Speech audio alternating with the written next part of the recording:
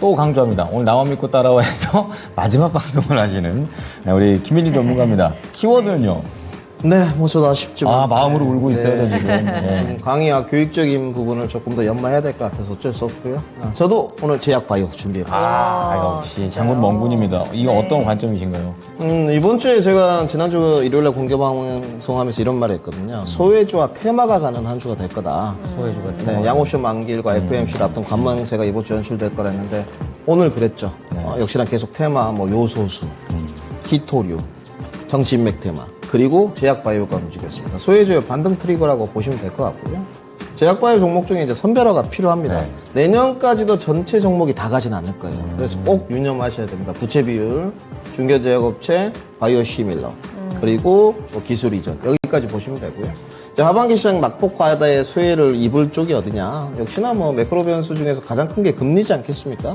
내년 시장에 벌써 금리 인하가 2번에서 4번, 4번에서 6번 이야기가 나오고 있거든요. 그렇기 때문에 우호적인 환경은 제약바이오다. 이렇게 정리하겠습니다. 자, 어떻게 보면은 김민준 전문가는 똑같이 제약바이오지만 소외주 쪽에 좀 더 포인트를 맞추셨네요. 후보군 6가지 보도록 하겠습니다. 자, 오늘의 히든카드 김민준 전문가의 종목입니다. 보여주시죠. 네. 네오캠 바이오 있고요. 셀트리온 알테오젠, 그리고 HLB가 있네요. 그리고 한미약품과 삼성 바이오 로직스입니다. 자, 여기에서 소외가 됐던 어떤 종목입니까? 네. 지난번에도 제가 한번 들고 나왔거든요. 주가가 더디게 올라가고 있는데 다시 한번 한미약품을 준비했습니다. 네. 다시 한번 재도전 어떠한 매력 포인트가 좀 바뀐 건지 좀 들어보겠습니다. 네, 좀 바뀌었고요. 이제 후보군을 정리할 때도 제가 굉장히 좀 주의를 하는 쪽이거든요. 굉장히 신경을 쓰는 편인데, 그러니까 지금 저는 대세가 기술 이전 쪽에서는 ADC라고 보는 쪽이에요. 특히나 이제 여러분들 아시는 휴미라 이후에 키트루다 머크사에 이 부분이 가장 큰 키워드가 되니까 역시나 알테오전의 알트 B4 이제 키트루다 SC 이 부분이 가장 중요할 것 같아요. 그래서 알테오전 갔어요. 그리고 레고케임 바이오가 또 ADC 쪽이 있으면 거기는 이제 가버렸습니다. 그래서 쫓아가면 안 돼요. 그래서 후보군에 넣었고요. 그리고 최근에 이제 셀트리온 헬스케어가 박스권 상단까지 갔습니다. 3자 합병 이슈 때문에. 근데 거래가 곧 정지됩니다. 그러니까 주가를 가시면 장기 투자할 게 아니면 들어가면 안 되죠. 그렇죠. 그리고 산발은 무겁습니다. 그리고 HLB는 이제 리보세라닙이 있고요. 그래서 HLB는 좀 가능한 쪽인데 오늘 한미약품 준비한 이유가 뭐냐. 요즘 수급 장세지 않습니까? 그러면 한미약품 수급을 보면 답이 나와 있어요. 외국인 투자자들이 뭘 사냐. 셀트리온과 셀트리온 헬스케어에 외국인 수급이 엄청 들어가 있었습니다. 이제 거래 정지가 되기 때문에 여기에 주가가 못 가요. 그럼 외국인들이 어떠냐. 개인 투자자가 없는 중견제약 업체 중에서도 그나마 비만 치료제에 조금 모멘텀을 갖고 있고 임상 3상에 가 있는 한미약품으로 수급이 몰릴 수밖에 없습니다.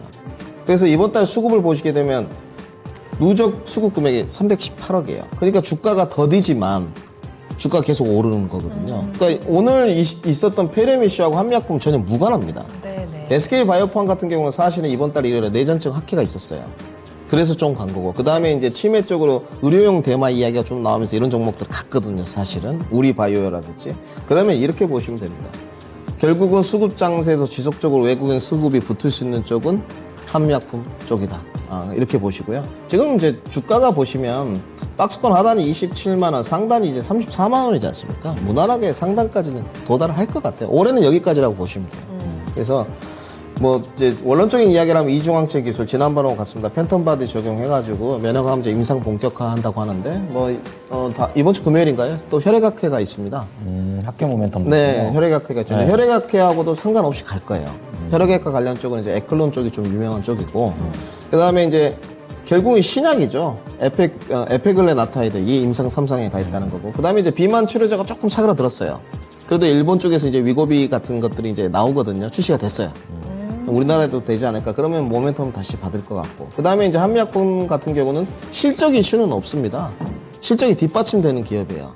뭐 삼성 바이오로직스라든지 셀트리온이라든지 이런 쪽은. 그래서 문제가 별로 없어요. 걱정할 게 없다. 대신 주가는 더디다. 그래서 하반기 실적 우상향이 계속 될 것 같고요. 그 다음에 이제 마지막으로 키워드를 단 게 외국인의 수급 집중이 유입되고 있다. 저는 지금 12월 달인데도 결코 떨어지진 않을 것 같습니다. 그래서 잘하면 이번 주에 한번 박스권 상단까지 타진을 해보겠지 않느냐 이렇게 생각이 들어서 한미약품 준비해봤습니다. 네. 그럼 목표가 34만 원 잡아주셨고 손절가는 네, 손절가를 박스권 끌어올렸습니다. 지난번 손절가보다 네. 좀 이제 방송에서 매매 접근을 하셔야 되니까 제가 옆에 있으면 얼마나 좋겠습니까? 계속 알려드리면 좋을 텐데 이제 방송은 매매 접근을 하셔야 되니까 손절가를 네. 좀 끌어올렸어요. 네. 이게 키포인트입니다. 손절가를 28만 8천 원을 제시토록 하고요. 지난번에 제가 박스권 하단을 드렸거든요. 네. 근데 이제 하단까지 내려가면 안 됩니다. 그러니까 이번에 결국은 주가가 뻗어줘야 된다는 거예요. 이번에 갈 때 못 가면 더딥니다.